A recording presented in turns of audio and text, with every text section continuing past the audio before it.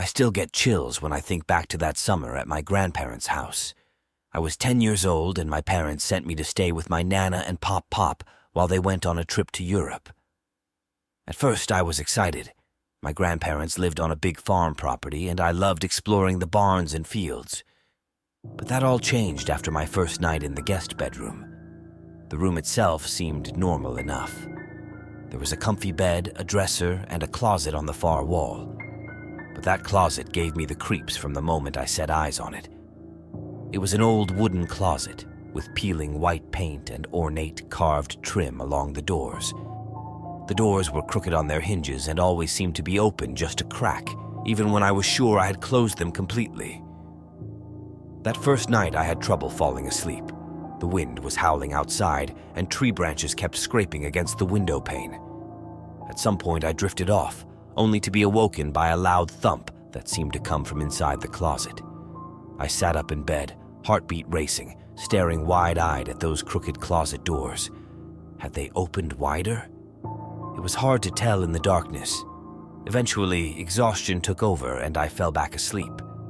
But it wasn't long before I was jolted awake again, this time by a loud crash from inside the closet. The doors were definitely open wider now. I sat paralyzed in fear, blankets clutched tightly around me, unable to take my eyes off that dark gap. Had I imagined it, or did I see a flicker of movement inside? I barely slept the rest of the night. At breakfast, I tried to tell Nana about the noises, but she just laughed and said it was probably the house settling. That night was even worse. Not long after getting into bed, I heard a scraping noise coming from the closet, like fingernails dragging along the wooden doors. I pulled the covers over my head, my whole body trembling. The scraping continued, becoming faster and more frantic. There was no blocking out the sound. After what felt like hours, I finally uncovered my head and peered toward the closet. The doors now stood fully open. My stomach dropped as I saw a dark, human-like silhouette shuffling inside. I opened my mouth to scream, but no sound came out.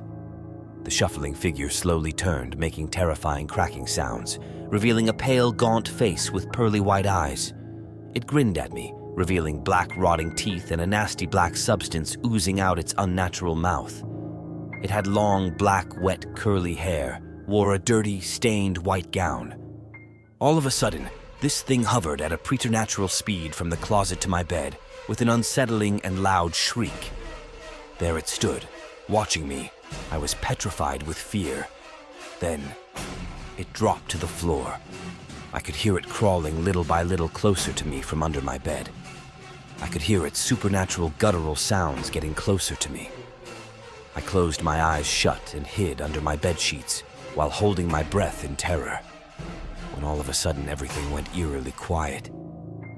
I pulled the covers out of my head and there, I saw it, hovering on top of me, ready to sink its black, unnatural nails into me and maybe even drag me back to hell with it. I don't remember anything after that point. According to Nana, she found me the next morning curled up unconscious on the bedroom floor. I had scratched bloody marks all over my arms and was absolutely hysterical when I came to. I begged and pleaded not to have to stay in that room again. Nana let me move to the living room couch after that, but for the rest of the summer I was terrified to be alone.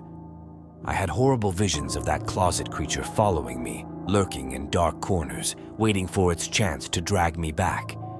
Its twisted grin haunted my dreams. I never told my parents the full story. To this day, I have no idea what kind of evil entity lurked in that closet. But its presence lingers in my memory, a traumatic scar on my psyche that will never fully heal. Just thinking about that empty black stare makes my skin crawl. Part of me fears that one day I'll turn around and find myself staring straight into its hollow eyes once more.